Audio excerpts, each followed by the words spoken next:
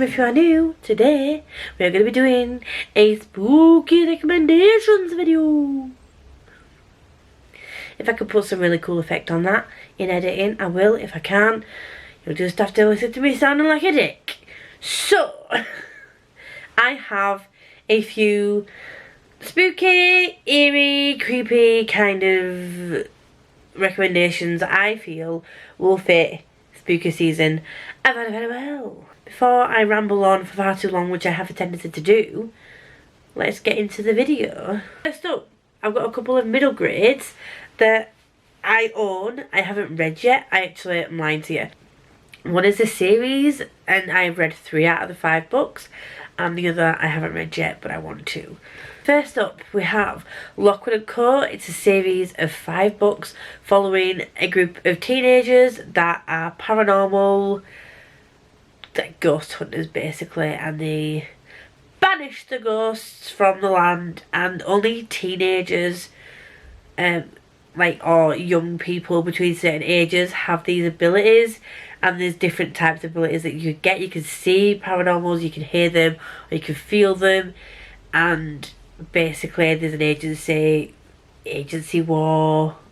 I say war, it's middle grade, it's not going to be an all-out war. But this series so far is really, really good. I'm giving them 5/4 so far. And this is actually, I think this is book 4 in the series, funnily enough.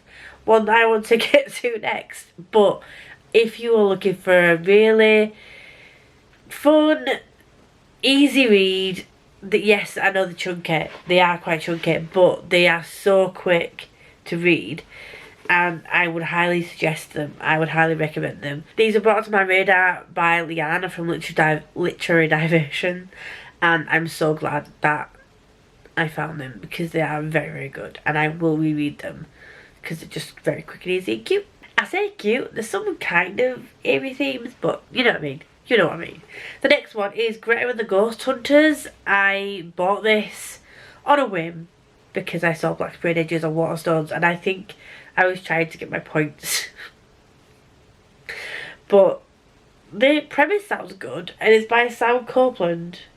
It says, Greta Woebegone did not believe in ghosts until the day she almost died when everything changed. I'm not going to read the full synopsis because that's all you need to know. It's ghosty, it's spooky, it's a middle grade, it's short. If you're looking for a quick spooky read, maybe to fulfill a spookathon prompt or a roll readathon prompt, maybe pick this up. Next, I'm going to hit you with some YA. And this you've probably seen me talk about quite often in the last couple of weeks because I've recently read books 1 and 2 in this series by Helena M. Craggs. I really enjoyed this series. It's a 4-star series so far for me. This follows Quinn, who is a half-demon, and he finds out in book 1 that he's a half-demon. Things occur. He's a teenager. There's a group of paranormals. They all have different gifts. You know, there may or may not be vampires and lupus sapiens and witches in this as well. And a half-angel maybe, possibly, that you might want to check out. It's not too deep. It is a YA, full of magic. If you're looking for another quick, easy, cosy read that's not too messing with your mind kind of vibes, then I highly suggest you pick these up. These ones I can recommend because I have read and I enjoyed very much. Next up, it's the Crave series. I don't know if this is called the Crave series, but it's the series that starts with the book called Crave. And this follows a girl called Grace whose parents died, and she is whisked away to an academy in Alaska that her uncle runs, and she finds out that possibly maybe the myths, the legends that are werewolves and vampires and witches might not necessarily be myths. So this is fun. And you might also find a sexy villain in here. The sexy villain is only in book 1, by the way. But pick it up. And you can also fulfill a roll readathon prompt. 2 birds, 1 stone. Also, you will all give this 5 stars. You're welcome. Another YA This Poison Heart, it is very witchy and it's kind of eerie-ish, is it? It does give you eerie vibes, it does. And I'm just picking this because it was a 5-star read and you all need to read it, and I wanted an excuse to put it in here because, yeah, just an excuse. Read it. It's great. This Wicked Fate is also out now. I sound like a bloody promo video, don't I? Seriously though, this was a 5-star for me. Kaylin Bayron knows how to throw a curveball and hit you in the feels, and she knows how to do really, really good character work. You won't understand unless you read it. So how about you just get your peepers on this book, give it 5 stars and tell me it's amazing and thank me later. You're welcome. Next up, I think this is YA. I haven't checked. I should really check, shouldn't I? But I haven't. It's Pan Macmillan, Tor. It could be. It could be, potentially. Maybe. I don't know. I have not read this yet. This is one that I want to read. I might possibly be reading in October. Maybe. Ooh, phone went off. Might be reading in October. You never know. Might have been picked. This is Library of the Dead by T.L. Huchu. This has been around a while. I was sent this by Tor. I was also sent the second book in the series by Tor, but one was sent in paperback and one was sent in hardback, and if I really like this, I'm going to have to get it in hardback because it's going to annoy me that 2 books from the same series are not the same on my shelves. But that's a situation for another day. This follows a girl who is trying desperately not to help people, but she can talk to ghosts. It also has Zimbabwean magic weaved into it, so you could use that as your mythology prompt if you're on Teen Villains. So Zimbabwean magic, Zimbabwean mythology could potentially be a link. I'm not sure how good this is. I haven't read it, but for the people that have read it, I have heard good things. So, Library of the Dead. Next up, we have a couple of manga that I just wanted to just thrust in those vicinities. I've not read the first one. It's Tokyo Ghoul. I don't really need to say much more than Tokyo Ghoul. Ghoul is in the title. It's a manga. And look at his face. He has a red eye. Oh my god. Ghouls live among us. The same as normal people in every way except they're craving for human flesh.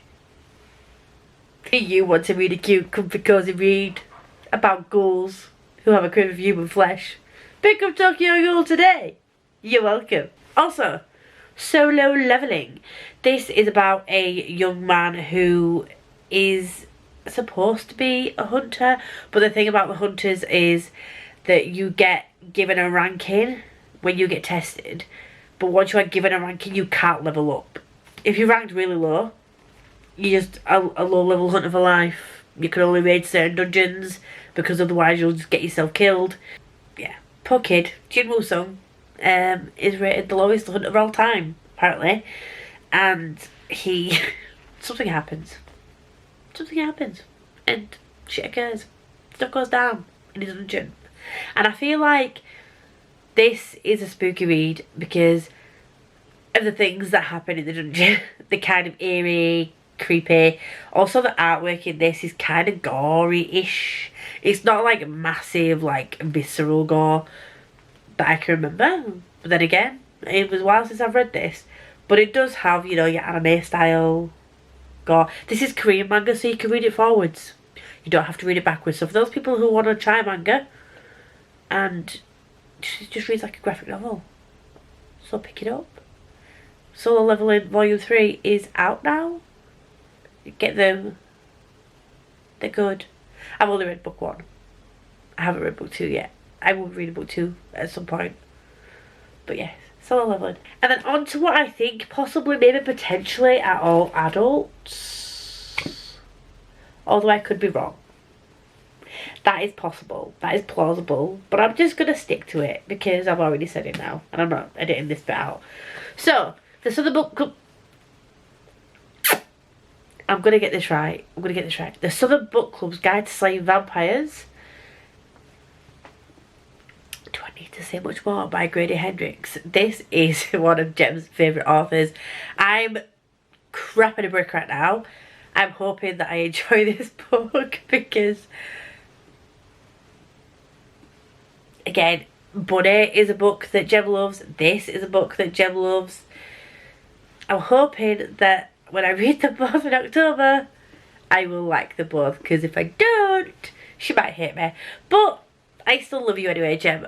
I'm so excited to get to this. This has been on my shelves for ages because I bought it last year in May, I think, for a vlog that I was going to do, reading books that were the favourites of Olivia from Olivia Reads a Latte, because she also loves this book. And a year and a half later, I still haven't read it. It's one of my best friend's favourite authors, so I'm going to give it a shot. Will I pick up any more by Grady Hendrix? Possibly not. Because again, this is not really generally my genre. Reading the back of it, it sounds like, do you know those spoof films and spoof series you'd see? It sounds like this is like a spoof of like a horror film or like a thriller. Because it kind of sounds a bit like they're taking the piss. I have heard there's quite a lot of social commentary in this on different things that go on. So, I don't know. I'm just babbled at you. I don't know what I'm saying. I think this might be good. I'm hoping it's good. I know some things going in that could potentially trigger people. So look up the trigger warnings. There's apparently some people just are not comfortable with like the sexism that's portrayed in this, and yeah, that kind of thing. So if you would like to look at the trigger warnings, content warnings, please do so. I know what I'm going into, I think, so it's not going to shock me all that much. Do you know what I mean? So there we go. The book, Gideon the Ninth. This is about necromancy. This is all I know, that there's some necromancers that do shit. That's all she wrote. In the brain. I don't know what else it's about. The back literally just says, the Emperor needs necromancers, the ninth necromancer needs a swordswoman, Gideon has a sword, some dirty magazines, and no more time for undead nonsense. There's Gideon the Ninth, Harrow the Ninth, and Nona the Ninth. I think those are the three. Meg, if I'm wrong, please don't shoot me. I think those are the order that it goes in. This was sent to me by Chloe because she didn't like the book all that much. And she was on holiday. So I was like, gimme. Sounds like something I might enjoy. I have no idea what to expect with this one. This is another shot in the dark. I do love my fantasy books. I do love magic and, you know, things about wars and shit. And it sounds like this might have a bit of comedy in it as well. But I've never really read anything about necromancers before. I've never read anything about Townsend Wheel before. So, going in blind, this is gonna be fun. Another recommendation would be Christina Henry books. Anything by Christina Henry. I do have a stack now, thanks to Liv, but I read Near the Bone. Oh, Jesus. I felt chills. They were multiplying, but not in a good way, but also in a good way because I gave it 5 stars. So it wasn't like a woo thrill, it was like a shit, something's watching me, I'm gonna die, something's gonna come through my window and slash me to pieces kind of thrills. Do you know what I mean? Yeah. This was eerie. Oh, just thinking about it's giving me creeps down the back of my spine right now because it was just weird. It was good. It was interesting. I'm not selling this to you, am I? I'm really not. But I buddy read this with Becca and Jem, and oh my god, I would reread this. This is why I've kept it, and this is why I asked Liv for hers when she was on holiday, because she doesn't think they're her kind of thing. I asked Liv to send me them because if they're anything like this, I'm going to love them. I need to get some more Christina Henry. Like, she's got The Horseman, and there's another book that I don't have yet, I don't think. But yeah, at some point I'm going to have a whole Christina Henry collection, and I don't know what about it. I just hope the rest of the books are as good as this. But yes, diving into Christina Henry, read Near the Bone because it's so freaking good. And then finally, Flames of Mira.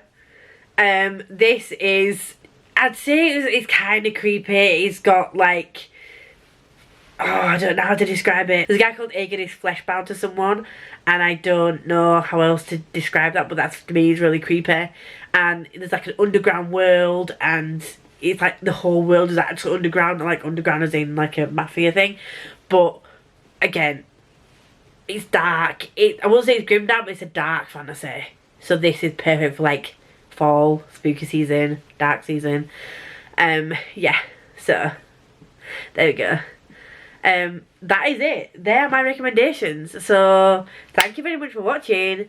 If you are going to pick any of these up, or if you have picked them up, please let me know your thoughts, feelings, or ponderances on all of these, and I'll see you all in the next video.